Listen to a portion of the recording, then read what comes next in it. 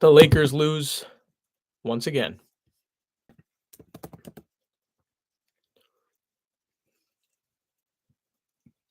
103-96. Minnesota wins by 7. Anthony Edwards goes 0 of 11 from 3 and you still lose. It's a lot right now, man. It's a lot right now. They were the worst team. You get 23 out of Rui Hachimura, but only 4 rebounds. He's talking about right now in the post game that he can't out rebound Gobert. Get Gabe off our team. Gabe played well, just didn't score any points in 26 minutes. The Lakers weren't good enough. They're going to have to make an upgrade in the offseason. It's going to have to be 2 or 3 upgrades. You're going to have to up your ceiling. We talk about this after every game. The Celtics had to trade for Marcus Smart, or they had to trade Marcus Smart in a trade to get Drew Holiday. You have to do it sometime, and Robert Williams.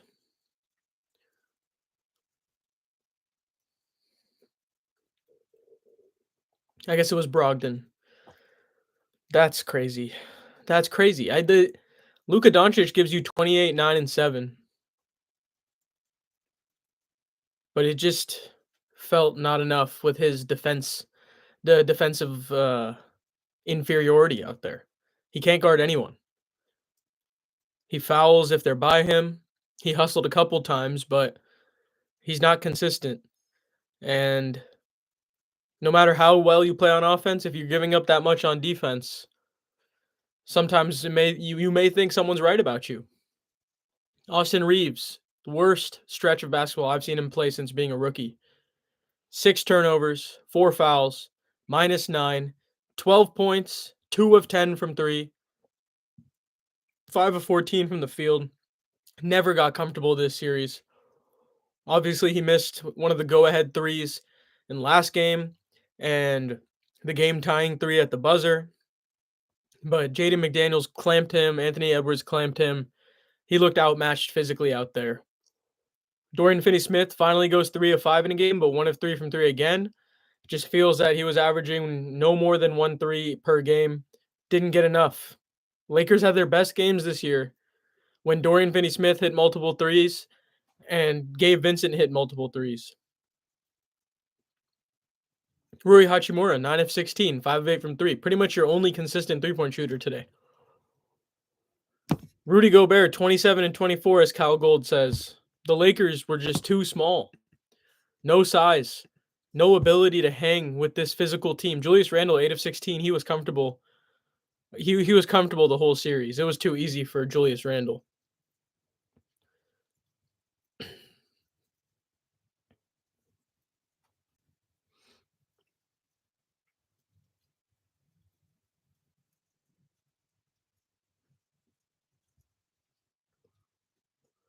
Wow.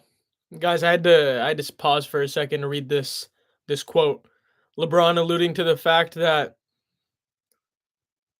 the Lakers knew they needed a center, and then he says, "My guy, Anthony Davis, my guy said that publicly and then was out of the door a week later."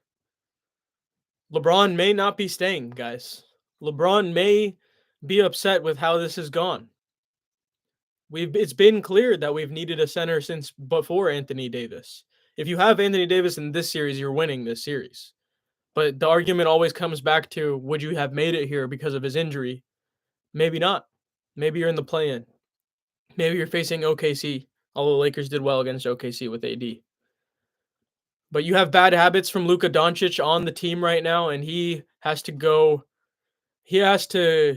crazy this offseason. This offseason needs to be Erewhon, Stairmaster, incline walking, reverse incline walking, plyo, core every single day for the whole summer.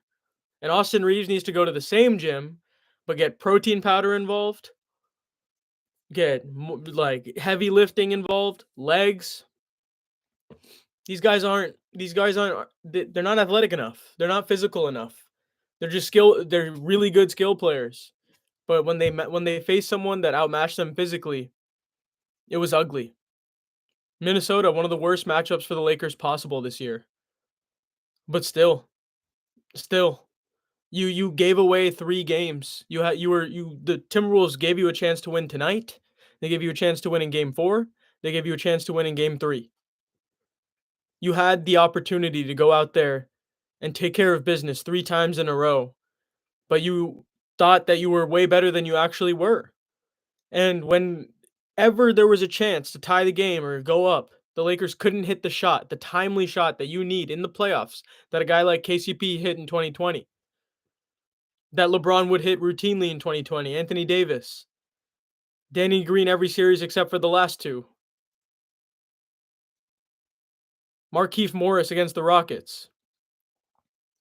Your players could not help when you really needed it the most. You were just trying to mitigate whatever issues you had created for yourself earlier.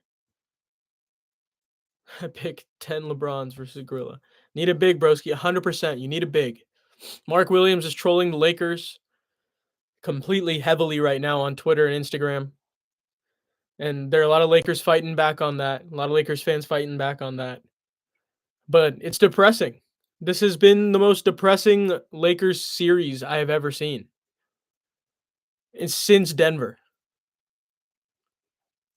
And they're all depressing because the Lakers tend to find a way to lose in the exact same way. They do it to themselves. It's the culture here. Luca, a cone tonight, 100%, a cone the whole series. JJ is a rookie coach, and he looks like he was rattled by the moment in certain aspects of the games, especially last game playing his guys the full 24. It's a very player thing to do, as we talked about last time. Players will do that. But look at the impact you got from Vando tonight. You don't get close in this game without Vando. And you didn't play him in the second half last game. Gabe played good defense. He had one of the better plus or minuses tonight. If only this man could actually score in the playoffs in a Lakers uniform, then you could see Miami Gabe back here. But the Lakers don't allow for that with this heavy ISO, heavy star model, more skilled than actual athleticism. And you can't create advantages for yourself that way. You are getting picked on the whole time. The Minnesota Timberwolves were the aggressors on both sides of the ball. They made sure they were going to set the tone every single time down the floor. Even if they missed, they were crashing the O boards. They were trying harder than the Lakers all series long. Even though they're not that talented in certain aspects, missed plenty of shots in the last 3 games, and the Lakers could not capitalize. They do it to themselves. Minnesota, you have to give credit where credit's due, but this was their worst game of the series, and they still won it. They played good defense, of course, but offensively, this was probably their second worst game, actually, because the Lakers held them to 85 in game 2. Weren't consistent enough. Feels like the Lakers always run out of gas at the end. Feels the guys aren't conditioned enough for a playoff series like this. So I've heard people bring up the idea that maybe it's better for the Lakers to have lost now and then address all the issues immediately in the offseason, get everyone right for next year. But with LeBron at 40 years old, how realistic is that? What kind of player do you target? Because if you're giving up first round picks, you don't have too many left. Remember, your 27 is with Utah, top 3 protected, and your 29 is with the Mavericks unprotected because you traded obviously for Luca. You let go of Max Christie in that deal, who's your best two-way guard. So you just have no defense at the guard positions and no two-way ability at the guard positions. Just a little bit of defense from Gabe Vincent, who is proven that two-way is a bit of a stretch for him right now. Also, the opportunities he gets are just ridiculous. He gets the most deep, like, late pass threes in the game. The Lakers don't run a good offense right now. Minnesota got them out of their stuff. You saw the Lakers would dominate less physical teams in the regular season, but that's because of what they were. The Lakers were just more skilled and drive so much attention to average players that they would get their role players involved, but still, a lot of the scoring was just Luka, Austin, and LeBron in the regular season.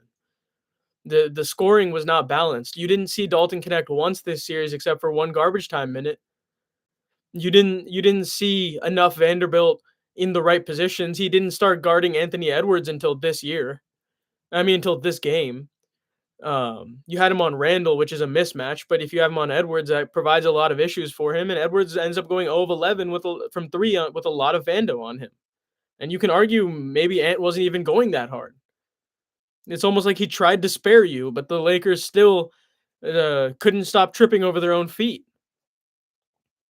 Every single time a shot went up on Minnesota, Rudy Gobert is getting the offensive rebound, dunk, put back. No second efforts from Los Angeles, and no big, no more than 4 minutes of a big being out there with Maxi Kleba. And Maxi Kleba had played good minutes in his first stretch as a Laker. But he did get dunked on. So it's like, how good can you really be with this current roster? Not that good. They have serious trades to make with these contracts. They have an 11 million Kleba. They have an 18 million Rui, who I think vowed to or is vying for a spot to stay on this team long term because of the fact that he shows a clutch gene. He hits shots when they matter, and he's done that in the playoffs for a couple of years now. Austin Reeves, I still think while he frustrated the hell out of all Lakers fans, um, and we'll have a player option in next summer, and you'll have to extend him. He needs to be better at just physically, and he needs to be a better two-way player. He needs to prove that he can be your 1B when LeBron retires. Because if not, are you going to pay him north of 30 million? Maybe not. But if he's going to be your third, you can pay him 27, 30, 32. But how crazy do you want to make that contract? Because you need cap space for a second superstar in a couple of years if LeBron does retire. Are you going to continue to go down the trade your pick route and try and get better season by season? Are you going to develop your bench? Are you going to work on your bench? Are you going to do what Minnesota has done and consistently drafted first round picks over and over and over again and trading for more if possible, trading for early seconds, getting high value players who are young and athletic? Are you going to make those moves because you need young athletic wings? You need a younger athletic big. Bam Adebayo is literally the Lakers' dream target at this point because of how bad you're missing athleticism, how bad you're missing a big that can make the right decisions. But are you willing to part with Austin Reeves if you have to in order to get Bam? And even then, Austin Reeves, a great player. But why does Miami pair Austin Reeves with Tyler Hero and just lose Bam and Kalel Ware? Who's your power forward, right? You're going to give them Rui too? Are you going to give Reeves and Rui in a first for Bam? Where does that leave you? No starting shooting guard. Your other ones are very one-dimensional. You'll have to trade Dalton Connect unless you believe in him to be your shooting guard of the future, which I know JJ Redick probably doesn't. He didn't even they don't trust him to go play defense out there right now. They simply don't. They don't trust they didn't trust Trey Jemison or Christian Coloco to be serviceable backup bigs in the playoffs over Alex Len. And even if they did, they promised Alex Len a playoff spot to leave Indiana. So there's no singular shot that you would waive him and then break up another relationship with another agent because that's what you've been doing for years. Every single year, the Lakers find a way to lose due to mistakes they have made in the past. Roster construction being huge here. Um, Execution being the death of them, because even with this small team, the execution was subpar. I felt like the coaching was overreactive. And I felt like the Lakers panicked over and over and over again and could not get out of their own way. Jokic and Giannis law. The Lakers, now that they have gotten Luka Doncic and have shown in the past they can get a guy like Shaq, Pau Gasol, Kareem, whatever it may be, they are going to go big star hunting once LeBron is retired. They will go after Giannis regardless. They will go after Jokic. Remain to be seen if that is actually even remotely possible, given the assets that they have. Would Jokic or Giannis even get to free agency due to the supermax contracts they can each sign with their current teams? If Giannis requests a trade, is it only Los Angeles? Is it New York too? Is it Brooklyn? Is it Miami? Is it Golden State? Is it Chicago? He likes big markets. If he actually does request a trade, Where does he want to go? Does he want to go team up with Ant in Minnesota? Not a big market, but that's a championship window you could join. Um, so the Lakers aren't really put in the best position to go get another second superstar. Um, because when you're talking trades, you have to get greedy. But at what point are they going to just go for a guy that can guard pick and roll, that a guy that can catch lobs, make the right reads on pick and rolls, block shots, alter shots, basically what they had in Anthony Davis, but a lesser version because it's going to be impossible to get Anthony Davis's value unless you're willing to move off of LeBron. Um, which I don't know if they are, but maybe these post game comments of LeBron saying my guy Anthony Davis, asked for one and then he was gone the next week. Maybe LeBron feels he'll opt out of this player option and he'll maybe he goes to New York, maybe he goes to Cleveland, right? Those are just thought processes that I don't think are going to happen. I think LeBron's very happy in Los Angeles, but the team environment and the way his best friend got did, maybe it's not the best environment for him anymore. Maybe him and Bronny, maybe it's time to go. But I doubt that. I doubt that. But the Lakers are playing themselves into such a point where is this the right long-term roster construction? The same problems Nico Harrison saw with Luka Doncic, the Lakers are going to run into because they also already stacked that problem with Austin Reeves. And LeBron is 40. You're not going to get peak performance at the end of games. Are you going to do you want to sign and trade for Kyrie Irving this offseason? Do you want to go crazy and get a little creative? Are you going to panic? Are you going to panic? Or are you going to build this out like a proper franchise, get more young talent, maybe make the two moves that up your ceiling and propel you into a team that is potentially championship level next season? And are you going to doubt it again and wait for other people's approval, or are you going to ride with this? Because I feel like the Lakers fall for the media, they fall for what other people are thinking of them, what their fan base is thinking of them. But the Lakers really need to just go lock in right now, get youth, maybe look to trade into the draft even if you can't get a guy like Bam, because if you're not getting someone as good as him, you're not beating the Minnesota Timberwolves, frankly. You're not beating the Warriors next season if everyone is staying together. And if a Western Conference team ends up with Giannis, you're certainly not beating that team. OKC could send 5 firsts and Isaiah Hartenstein and Nikola Topic, and you could be done for. And your window could be absolutely gone. So you have to get aggressive. And I know that Rob Pelinka prefers to get more aggressive than not. When it comes to trading, he'd rather go for the big swings. And I think the Lakers are going to be mentioned in a lot of big swings this offseason. I don't know if Kevin Durant is one of those swings. If you actually wanted to give up, Rui, Reeves, Connect, Kleba, and Vincent, and obviously whatever first you have left, or just one of them. I don't know why even that's a good deal, obviously, for Phoenix, but I don't know why they wouldn't just take the Rockets offer and get control of their picks back. So you already have that against you. And then why would the Pelicans trade Zion Williamson to you, right? Zion Williamson would be a great fit, but he also kind of wants the ball in his hands, and he's also kind of a subpar defender. He's shown good moments of being able to block shots and get steals and have some really awesome dunks, but Zion Williamson fit on this team, you're just getting another 6'7" guy who drives a lot and is kind of injury prone and has weight/health concerns, even though he is in better shape than Luka Doncic. It really comes down to your best player isn't in peak condition, and that's his offseason goal. And your second best player is 40, so he's not going to be in peak stamina. And then your third best player is clearly not in peak condition. Your fourth best player, Rui, is very talented when it comes to catch and shoot, but he can't rebound the basketball, and his defense is meh. And then you can't play a big, and Dorian Finney-Smith is getting a little older, and he can't move the same way he did. So you saw when he was on Anthony Edwards, it was barbecue chicken. But if Jared Vanderbilt was on him, who's 25, it's easier a little bit for him to move his feet. He's kind of very fast-footed. He's not very athletic when it comes to his vertical, but he's very twitchy side to side. He can move. He can switch. He can make guys uncomfortable. But Dorian Finney-Smith is unable to do that at this stage in his career. He should be your seventh man who is 3 and D primarily spending a lot of his minutes with Luka Doncic while you stagger Austin Reeves with LeBron James, and hopefully you have a lob threat defensive rebounding big in at all times. The Lakers were in talks to get Nick Richards for Jalen Hood-Schifino in seconds, but obviously they had to include Hood-Schifino in the Luka trade in order for Utah to facilitate the deal for them.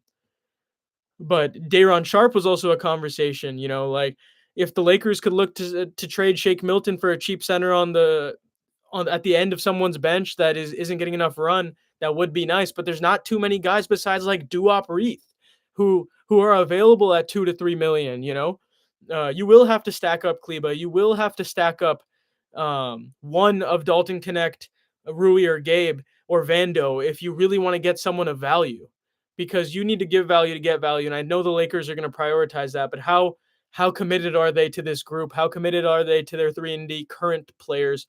What changes are they ready to make? And I think the culture comes first. I think the culture before any trades comes first. If if you have guys that are willingly yelling for fouls all the time, and not getting back, or if they've been hit and they're on the ground and they're not getting back in time, if you have that kind of culture in your franchise, you're not going anywhere. It's next play mentality. The basketball moves too fast, especially in today's game. The second the ball goes in, the next play matters the most. The second that ball is in, you get it out of the net and you run. The Lakers saw success tonight when they ran, but because they ran and they're not in elite physical shape, they became tired again.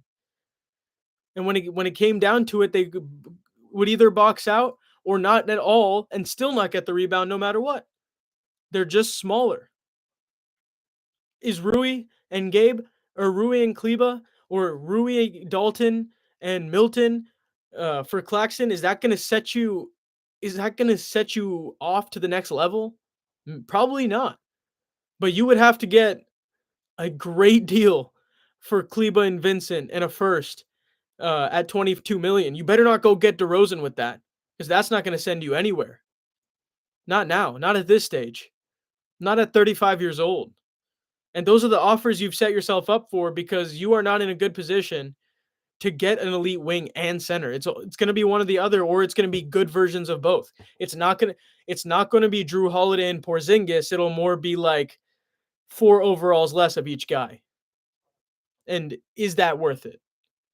How far are you willing to go? How many years of LeBron are you getting? And are you going to finally upgrade the margins of your roster? Because the Lakers have refused to do that since 2020. How are you going to retool around Luka Doncic and Austin Reeves? And are you going to build around Austin Reeves? Is he part of your future with Luka Doncic sticking around? The second Luka Doncic signs that extension and Austin Reeves hasn't gotten into that elite physical defender shape yet, do you have to finally make that decision at next year's trade deadline? Or even at the beginning of the season, because the Lakers have until August to get Luka locked down? And what stipulations are the Lakers going to put in his clauses? He needs a weight clause. He needs a work out clause. He needs a show up to the gym this many times per summer clause. He needs a diet check. The things that they put Zion Williamson through in New Orleans. He needs to take shit seriously, because I don't think the Lakers should be having to set the tone for him. He should be taking this seriously. This is the most embarrassing loss of his career. This series was embarrassing for Luka Doncic. The effort he gave, you came back from being sick and getting food poisoning in Minnesota. Being in the NBA is not easy. Roster is tough. But you as the leader have to be better to set the tone for everybody. You are the culture now. LeBron James is part of the culture now. He has helped rebuild the culture in so many different ways since the Lakers had all the young guys, and then they brought in LeBron James that offseason and lost Randall, but got Rondo, and then won a championship 2 years later. But now, as LeBron is ready to retire soon, what is Luka Doncic going to provide on and off the court for Los Angeles? He's doing great in the community. He's doing these awesome things that show a sense of caring. But when it comes to the basketball court, how much does Luka Doncic really care? And how much does Austin Reeves How much is he going to prove to the staff and to the front office and to Lakers fans that he is going to take that leap next season of becoming a two-way player? He's 25 years old, 24 years old. Him and Luka Doncic have no other options than to become two-way players, unless they want to be the next casualties of another deal. Is LeBron James going to be happy? Is he going to want to stay with this franchise? I know everyone knows he wants to stay in Los Angeles, but is this becoming too toxic, air quotes, heavy on the air quotes, for him? Are you going to continue with Jackson Hayes? Probably not. Maybe Jackson Hayes as a backup, but how does he feel that he didn't get any minutes today? How does he feel that he regressed to a 4 to 8 minute per game kind of guy? Are you going to be able to retain a backup point guard once you make all these deals? Is Bronny James going to elevate into an 11th, 12th man? How many veterans are you going to be able to have to come sign in the offseason? Why is it more appealing for Steven Adams to come to the Lakers on a minimum than stay with the Rockets, who might get Kevin Durant and then maybe get paid $8 to $10 million a year? What is the point of taking $8 million less with state income tax to play with an unsure team where you don't know when you're going to play, how much you're going to play, and who you're going to play with, and what kind of version of the stars you're going to get on a night-to-night basis? With Houston, there's a culture that is built now by the likes of Sengun, Jalen Green, Ime Udoka primarily, Tari Eason and Amen Thompson being the spearheads of the new defensive Houston Rockets. That must be amazing for Steven Adams to play with. And if he leaves, who's to say he goes to LA, right? Why not go to New York, who might trade Mitchell Robinson and need a big that finishes games? Why not go to Golden State? Why not go somewhere else? If Clint Capella wants to go back to Houston, right? Like, there are too many options for the Lakers to not get anybody at any position this year. Why would Bruce Brown come at $5 million? That doesn't make sense to him. Might as well go get another $8 to $10 million bag from someone else, or just go back to Denver for that same money. You've made enough money now. Why would you switch your loyalty to this team where you don't know when your shot's going to come? You don't know when you're going to get the ball. You don't know if you're going to have any plays run for you because everyone is ISOing and it's about them. And it's a lot of weird, slow drive and kick, not efficient, not the same way Boston runs it, not the same way the Warriors run it.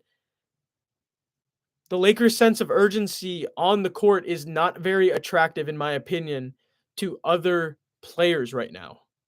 Unless you're a Derrick Jones Jr. kind of a player, unless you're a pure Nick Claxton kind of a player, why would you be super intrigued to be on this team? What makes you want to come here? And if you are a star who is okay with getting a lot of your buckets off rolls or late passes in the shot clock,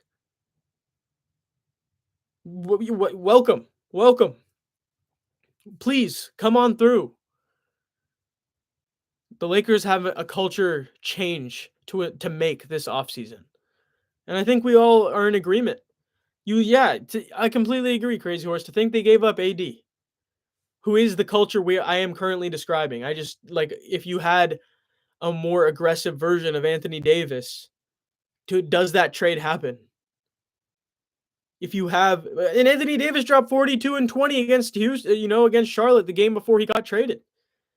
Obviously he gets injured and then whatever, and then the Lakers win small ball against the Knicks, and I think the Lakers can beat other teams with small ball. But if you realistically want to get past Anthony Edwards, because Luka Doncic and Anthony Edwards, their careers are going to intersect for the rest of time, 26 and 23 years old. Until Luka's done, Anthony Edwards is going to be around. What type of team are you going to build around Luka and Austin? And what type of regimen are you going to give them in order to outlast Minnesota? Because they are legitimate threats in the West. And while I don't think they're going to beat Golden State if Golden State advances to the next round, purely due to the Warriors being able to play a better version of small ball than the Lakers do, Minnesota is going to be a problem. Naz Reid is a problem. He just commits fouls. Rudy Gobert was only a problem because the Lakers were playing guys that were 6'8" and under. He'll get played off the court against Golden State, but then you have Julius Randle, who's making an ascension. But then you have Jimmy Butler on him. Then you have um, Jaden McDaniels who gets to guard Curry, and then you have Anthony Edwards on Curry, and then you'll probably see a lot of DiVincenzo on Curry too, as opposed to Mike Conley because he's just smaller and older. Curry's going to struggle with McDaniels on him. That's crazier matchup than even Amen because he's longer. And Anthony Edwards is that dog. He is that guy. He will be physical with Stephen Curry. Although I think Stephen Curry is proving that he's pretty physical himself. And Jimmy Butler is physical. And Draymond Green is physical. And Podziemski, as much as I do not love everything about him, he is physical. And he's going to get scrappy. GP2 is very physical. And he's a 6'2 center. The Lakers need to get more physical at every position because the Timberwolves are physical, the Warriors are physical, the Thunder are talented, skilled, and extremely physical, and they offensive rebound like nobody's business. They block shots. They make sure that they are going to rip your throats out purely due to their style of play. There's no letting up. The Lakers let up with a 1-point lead. They get comfortable being tied. They like being in high pressure environments and throwing up crazy shots just to make themselves feel like this is exciting. The Lakers lack sense of urgency that every other team left in the West still already has, and the East, frankly. Could you imagine if the Lakers played with the same sense of urgency that Detroit played with? Having something, I feel like the biggest benefit of this season and the Lakers not advancing even past getting one game is purely getting embarrassed and proving to all of themselves they are not good enough yet. It was fool's gold that you were good in the regular season. You beat teams that were less physical. You beat teams that were inferior to you. And that's the only reason you went on these win streaks. That's the only reason you looked like such a good team.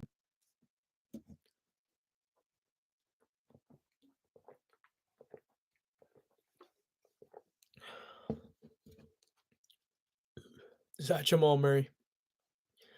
JJ's coaching was suspect, but he's a rookie coach, so I wasn't surprised.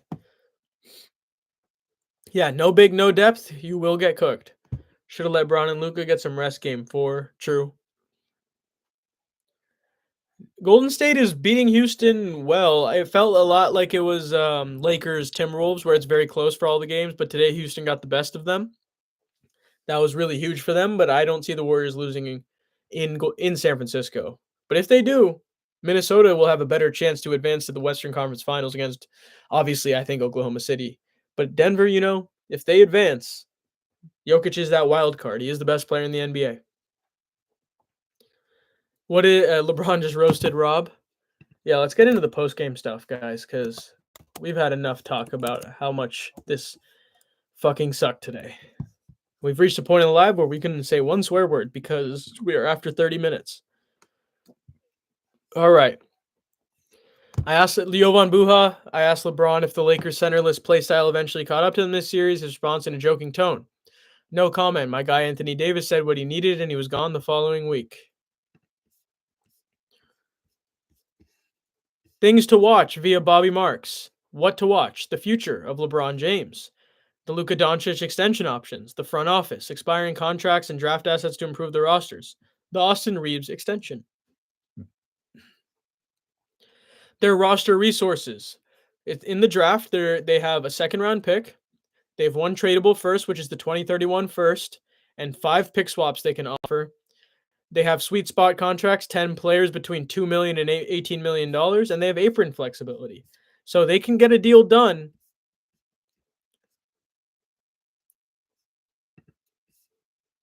But who knows?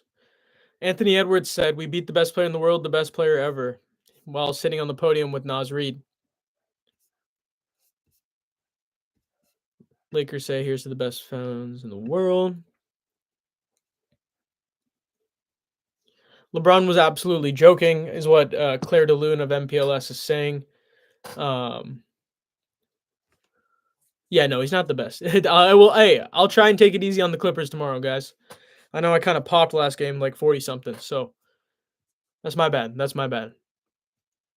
Yeah, no, he's not the best player in the world anymore. It's definitely Nikola Jokic. But Anthony Edwards is a great troll. Yeah, Rui Hachimura, I'm playing center. It's tough. Unfortunately, I'm not a 5. I'm 6'8", 240. Fair. Luka Doncic on his potential extension with the Lakers in August. I didn't think about it yet. JJ Redick ends his final news conference of the season with "I can get a lot better." Fair, he can. Mark Williams trolled the Lakers, and no one is having it.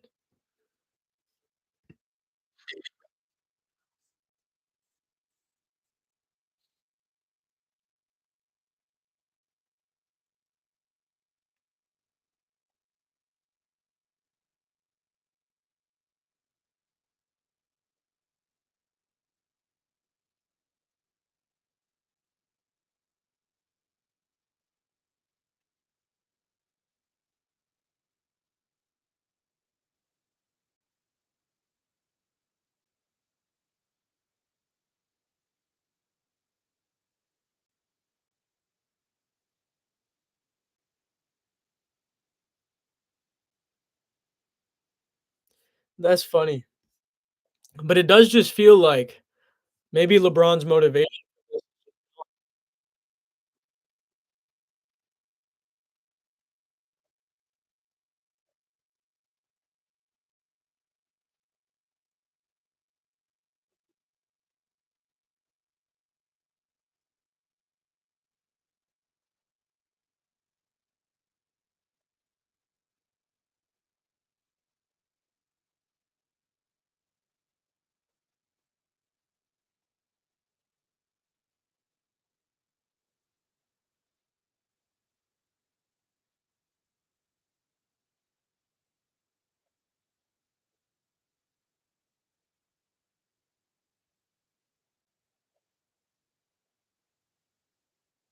Yeah, Jeff Teague is right. Honestly, the seriousness level isn't there anymore from LeBron James, which is fair. He's 40, but is that gonna win you a championship? I don't think so. I don't know if the Lakers are capable of winning a championship with this. Yeah, 13 years ago, of course. I don't know if the Lakers are obviously as currently constructed, they cannot win a championship. But what is it? The core, you know? Is it the role players? Is it just not having a big? Is that the only issue? I think it's an athletic wing and an athletic big, but who knows? Maybe it's hard to take it seriously when you know you can't get rebounds. Not our fault. You need some milk. That's funny.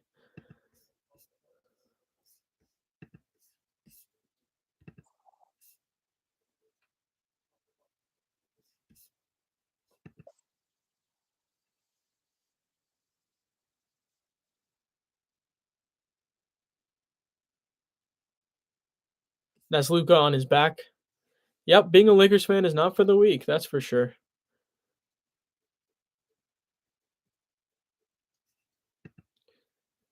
LeBron Nebrani as he leaves the locker room after game 5. Parrott's typical teammate talk for this moment. All right, have a good offseason. I'll see you when I see you.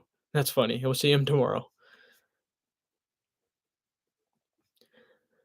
Luka Doncic on if he can see a long-term future with the Lakers. I'm really glad that I'm here just trying to process everything. Let's process a little faster, huh?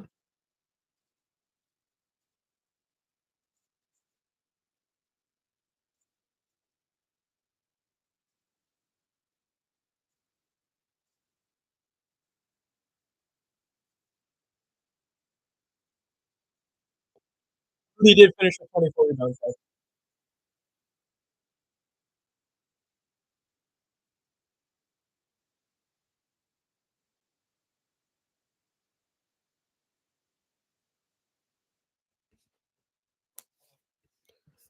Luka Doncic says he's been mentally exhausted. Gil ends the stream.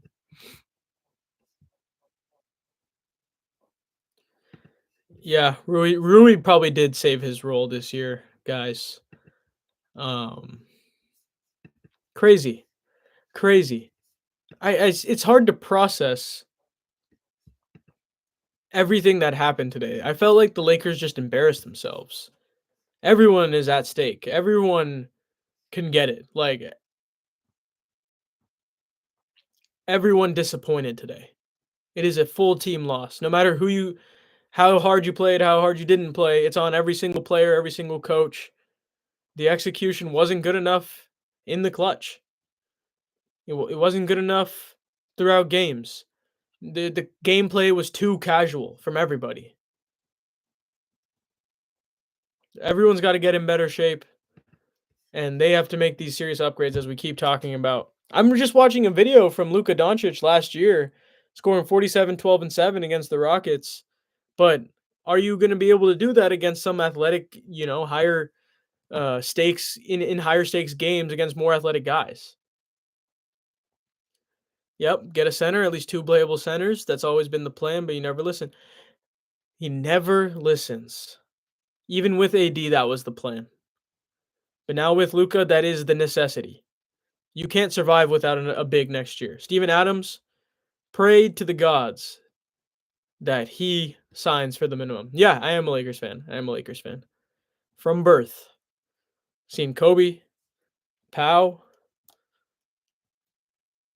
LeBron AD, Lonzo Ingram, Kuzma, Randall, Clarkson, Zubats, Josh Hart, Alex Caruso, and now Luca, LeBron, Austin Reeves, Rui Hachimura, and then a whole bunch of guys that do one thing really well and the other thing not so well.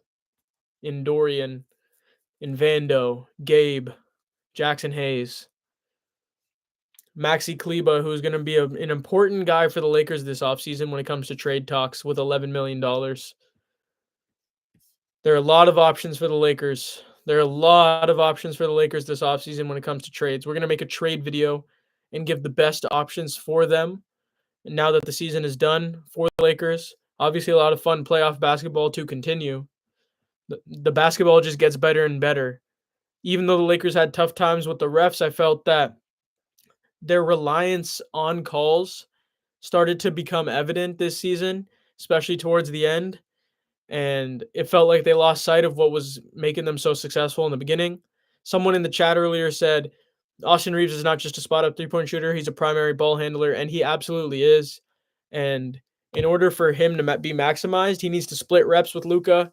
They obviously are going to be in the gym all off season, and they have to attack their games and really up their ceilings as basketball players and really work on the intangibles this offseason and really and then also maximize their bodies. You're in your primes in the NBA, you get paid millions of dollars. These guys are capable of becoming way better than what they currently are. Um, and that's your future. That is your future. Is Rui Hachimura your future? I think maybe. I think maybe as your fourth, fifth starter, you can be good with Rui Hachimura. But if you have to give him up in order to get a big level player, high level player, will you do it?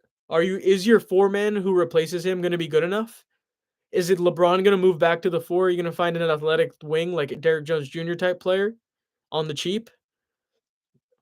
Are you going to find Nickeil Alexander-Walker? Are you going to be able to sign him in the offseason? I think he'd be a great fit. I think he's just kind of a better Gabe, but he shot a little worse today. But he makes better decisions with the ball and can handle the ball a lot better because he got a lot of point guard reps with New Orleans when he was a rookie. Kind of backed up Lonzo as the point guard. He got a lot of good reps. Plays the backup two while DiVincenzo plays the backup one, and he can attack closeouts really strong. And when he's on, he's on. He's clutch. But when he's off, he's really off. But he'll still make the right decision and play intense defense. That's the kind of culture Chris Finch has built in Minnesota. And Anthony Edwards is leading them to victories like this. They have an energy about them that cannot be stopped. They have an energy that no one's going to get in their way of their goal, and their goal is to embarrass their opponents. Their goal is to humiliate their opponents, and that's what they did to the Lakers. Even with funky basketball play, even with an absolute crazy style and manic style of basketball, the Lakers were no match for what the Wolves were throwing at them on both sides of the ball. Playing full court defense, pressing all the time, scoring inside early and often, getting second chance points, pretty much bullying the Lakers' small lineups over and over and over again, making them feel so small that boxing out wasn't doing anything. A 7-footer and Rudy Gobert, 6'9" guy, and Randall, 6'9" guy, and Naz Reid, who really play like footers. That's bigger than everyone the Lakers played tonight except for Maxi Kleba. And the Lakers are just not athletic enough on the perimeter, so then if there's no rim protection, what are we supposed to do? The Lakers were getting blown by with D'Angelo Russell and Austin Reeves, but Anthony Davis was cleaning up all the mistakes. And in 2020, they weren't getting blown by. Danny Green, KCP, Caruso, and Avery Bradley were guarding the hell out of the ball all the time.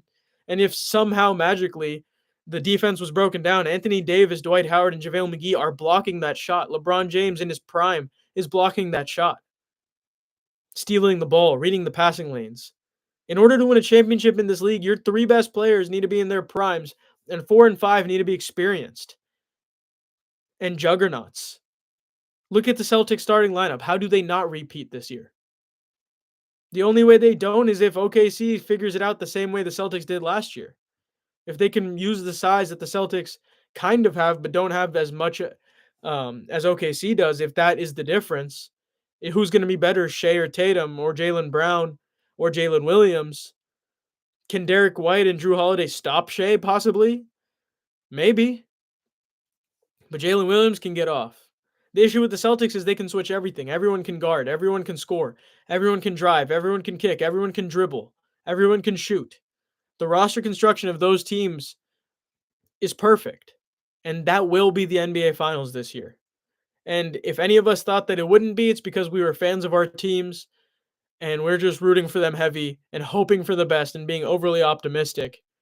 But ultimately, given the Lakers roster construction, given their execution this year as with a rookie head coach, given the age of LeBron James, given how badly they got outplayed by Minnesota, there was zero chance. There was zero chance with this roster. 1 or 2 more games would have made a difference for them.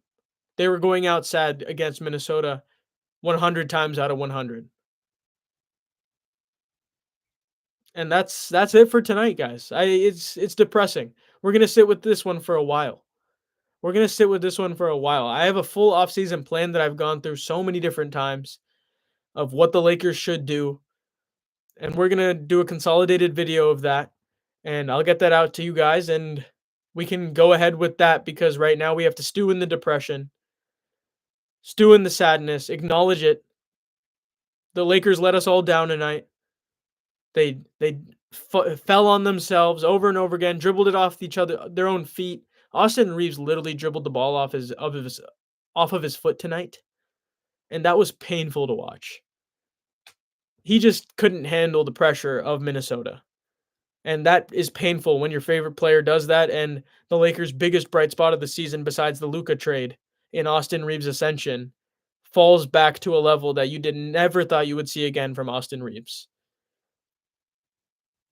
All right, Lakers Nation. All right, NBA fans, NBA fans, I appreciate you guys. It's been a crazy year.